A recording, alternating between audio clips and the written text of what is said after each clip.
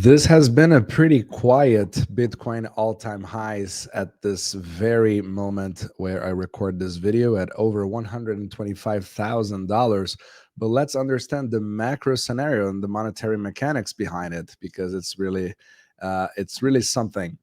If you, for the first time, I read mainstream media actually calling Bitcoin a safe haven asset based on the fact that we currently have a government shutdown, and CNBC actually saying, look, gaining safe haven status during shutdown, so Bitcoin rallies to within 1% of all-time highs.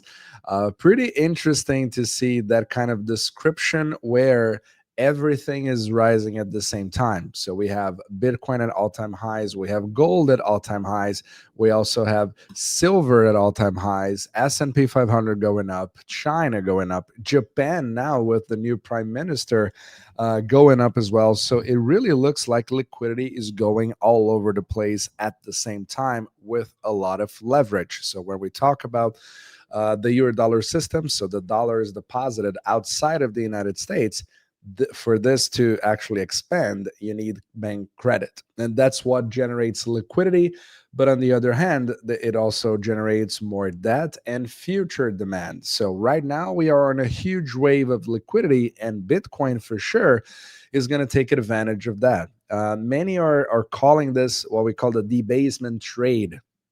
So basically, as this post here would show, Bitcoin, silver, gold, as investors flock to the perceived safety of real assets while pulling away from major currencies. So now it looks like it's an anti-fiat pull into real assets in order to protect them against debasement.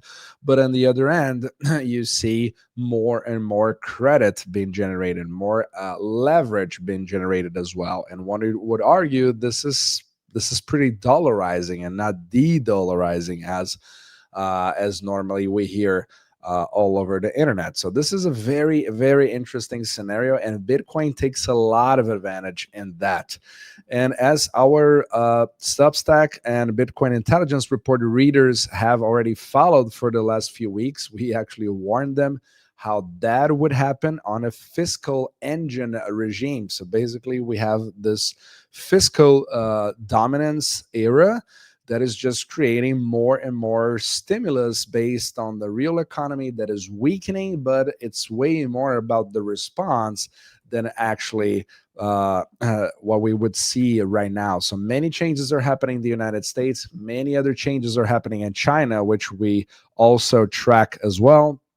We discussed about the stimulus checks that Trump wants to issue, and many more things about the yield curve. So a pretty complete report. So you can check that on our description below. So links are here on the description below for Substack, so you can follow all of our contents and also have some actionable results in your portfolio based on the information that you read over here.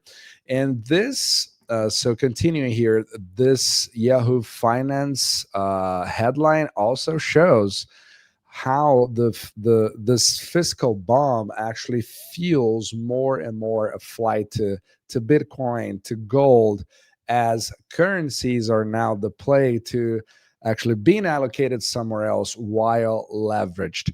However, we need to pay a lot of attention to that, because the more you leverage, the more future demand you produce based on the fact that you need to pay interest on that debt. And it might backfire depending on the weakest link, so to speak. So this is a monetary system that needs to be constantly expanding. Otherwise, it just collapses in a deflationary spiral, and that's where a correction might be seen.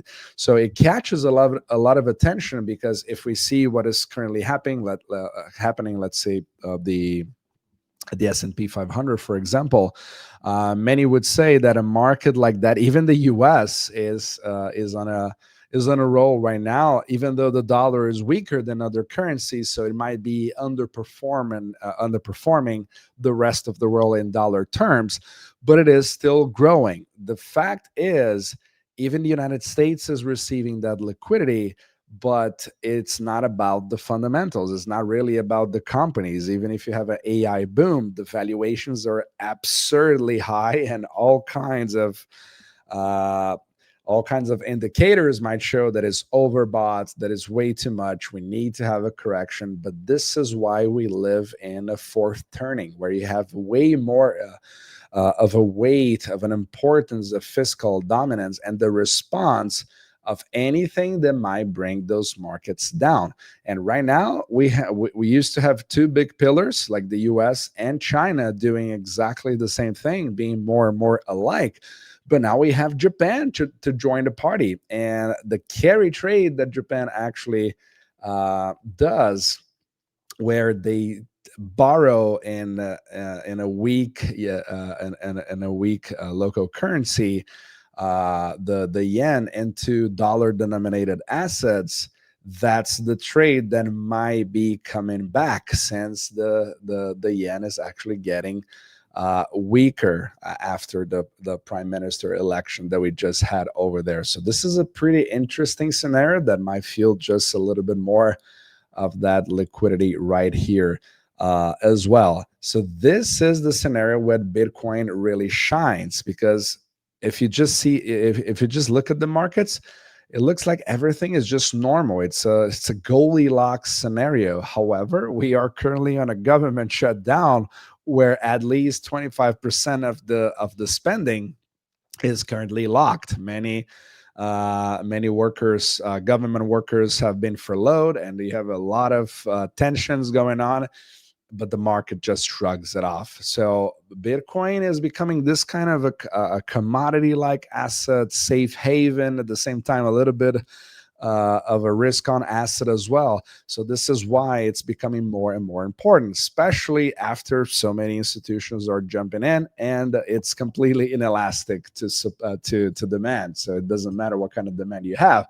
Bitcoin is just not going to respond with more production. So this is the beauty of this asset. So, but pretty interesting to see how the mainstream media is actually talking about a safe haven status for Bitcoin. And we might just see that more and more, especially how it responds to what is currently happening. And it might just be a new area of a new regime that is just getting started, especially with the new administrations in the US now, and now as well in Japan. So it's going to be very, very interesting to see about the next steps into a fiscal dominant world. So I hope it helps, and see you in the next video.